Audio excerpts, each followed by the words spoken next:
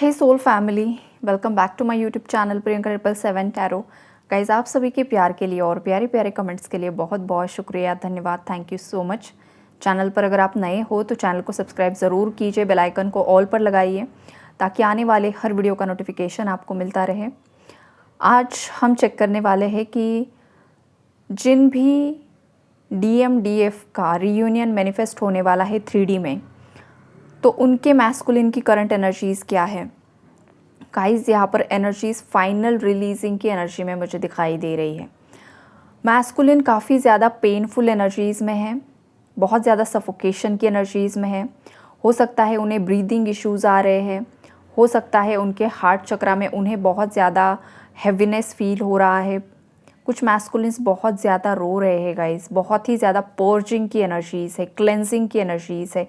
Karma जो भी है वो क्लेंस होते हुए यहाँ पर दिखाई दे रहा है।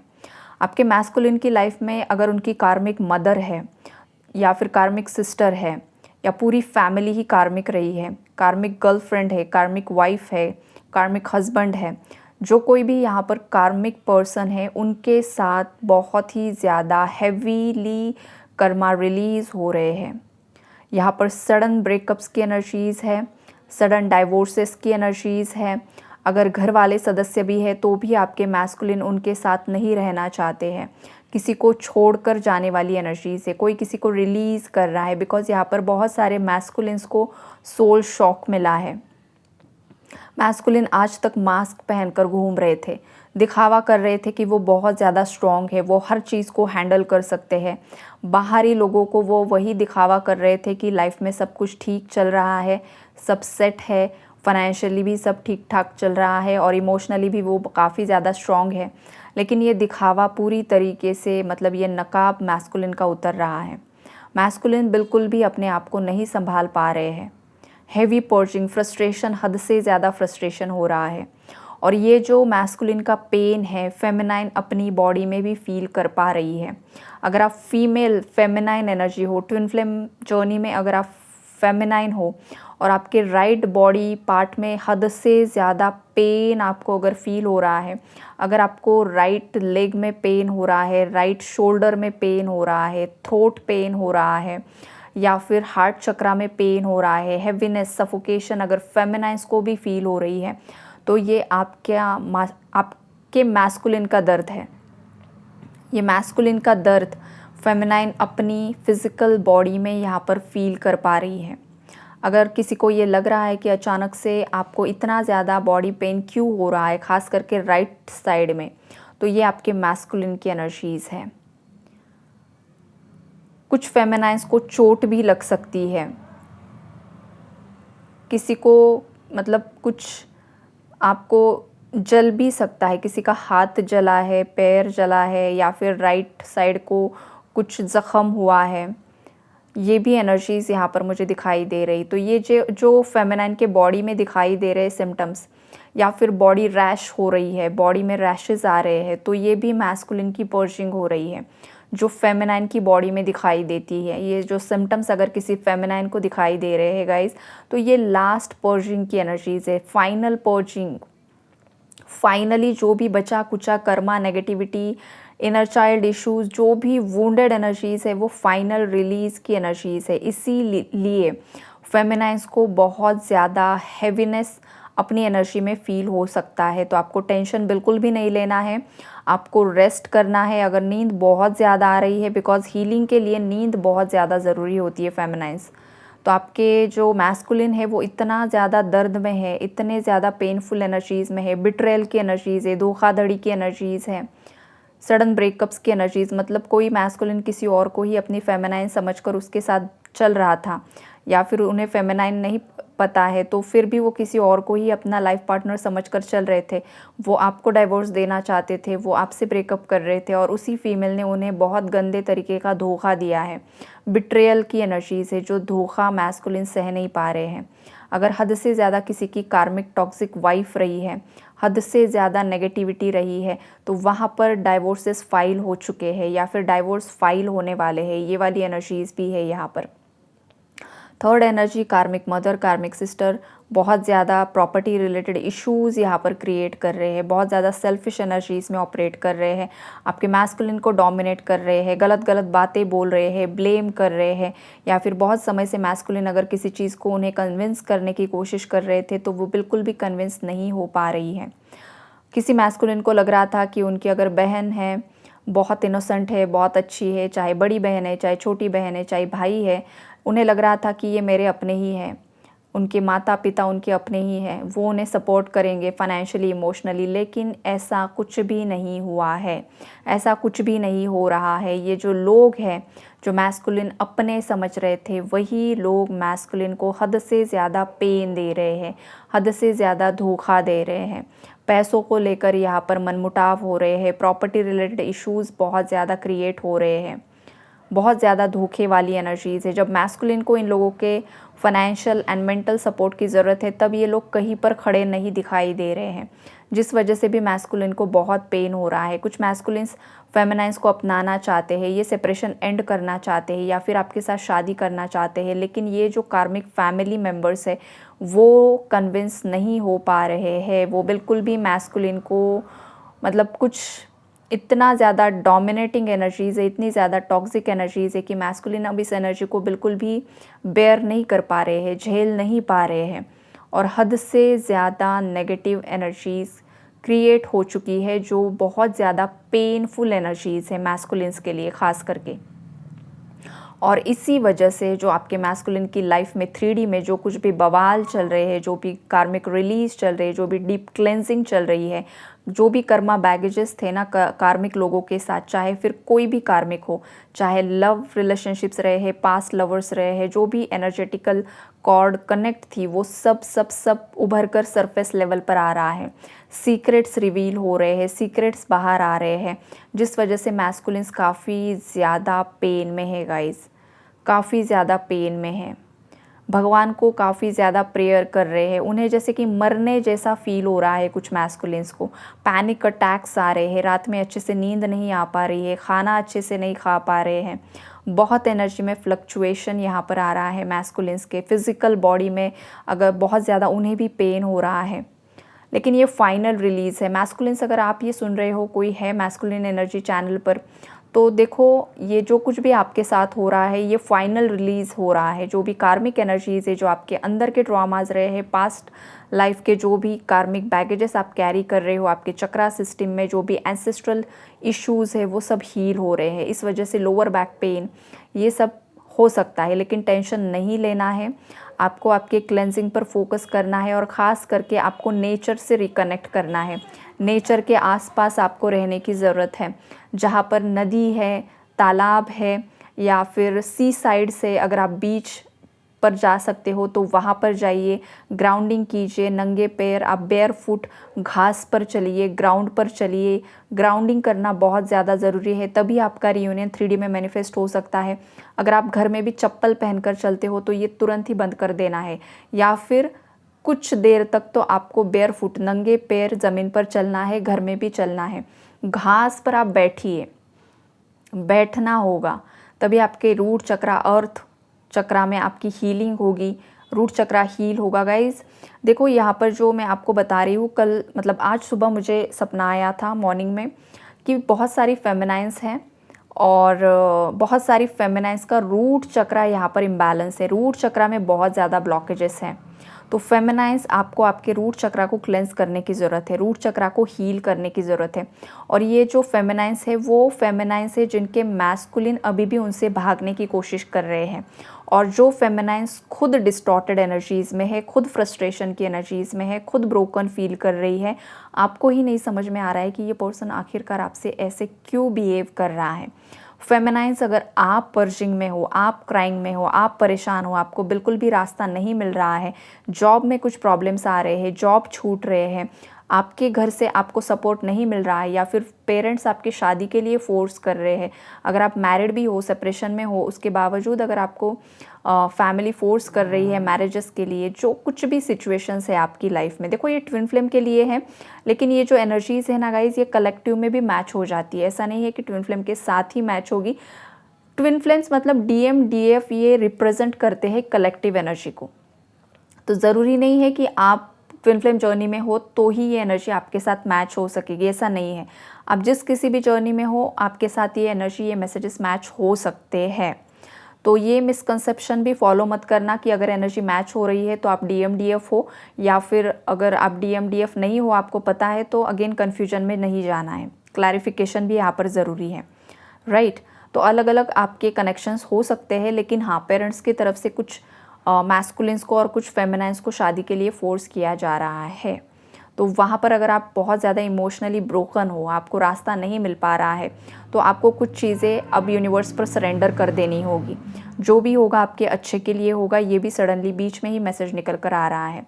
हो सकता है कि कुछ व्यूवर्स यहाँ पर किसी कार्मिक के साथ डील कर रहे थे, आप उसे अपना ट्विन फ्लेम समझ रहे थे और वही कनेक्शन अब ख़त्म हो रहा है और आपको लग रहा है कि आपका डीएम ही किसी और से शादी कर रहा है।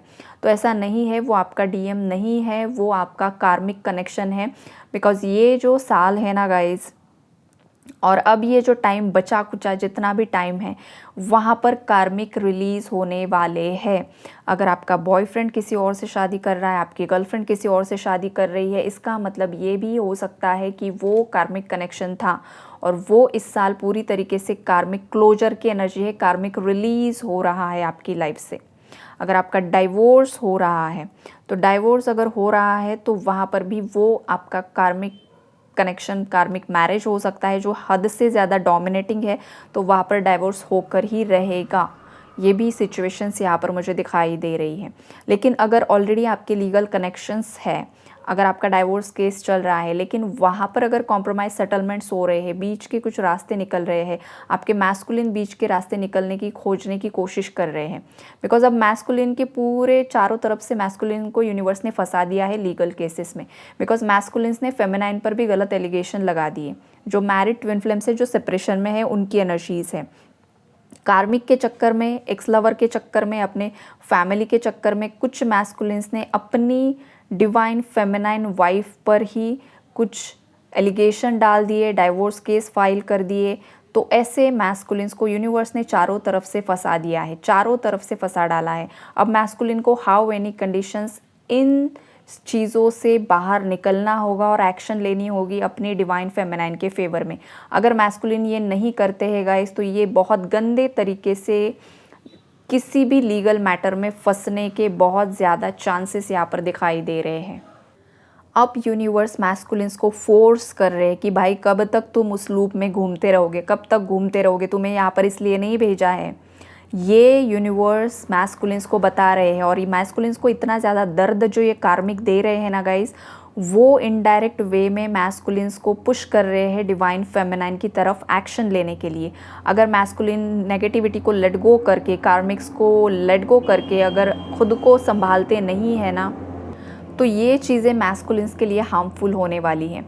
ये भी यहाँ पर दिखाई दे रहा है। और जो फेमिनाइन्स खुद इतनी ज़्यादा पेनफुल एनर्जीज़ में है, तो अभी भी आपके मैस्कुलिन्स की हीलिंग मतलब अवेकनिंग, और ये तो बहुत दूर की बातें होती है। फेमिनाइन्स, पहले आपको खुद को हील करना होता है, पहले आपको खुद को डिस्टॉर्टेड एनर्जी से डिवाइन एनर्जी में कन्वर्ट होना होता है। जब आप सेल्फ लव की एनर्जी में ऑपरेट करती हो, जब आप आपके लाइफ पर्पज़ पर काम करना शुरू करती हो, जब आप फाइनेंशियली इंडिपेंडेंट हो जाती हो, तब धीरे धीरे मैस्कुलिन्स की अवेकनिंग होती है, तब मैस्कुलिन को ट्रिगर मिलते हैं।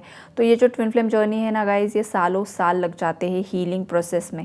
पहले तो फेमिनाइन के सभी चीज़ों को हील किया जाता है, उसके बाद मैस्कुलिन्स के। तो इस जर्नी को इतना मामूली मत लेना, इनर वर्क बहुत ज़्यादा इंपॉर्टेंट होता है। यहाँ पर डरने की भी ज़रूरत नहीं है गाइज। जैसे ही आप सेल्फ लव में ऑपरेट करना शुरू कर दोगे ना, तो आपको आपके मैस्कुलिन की ऊर्जा अपने अंदर ही फील होती है।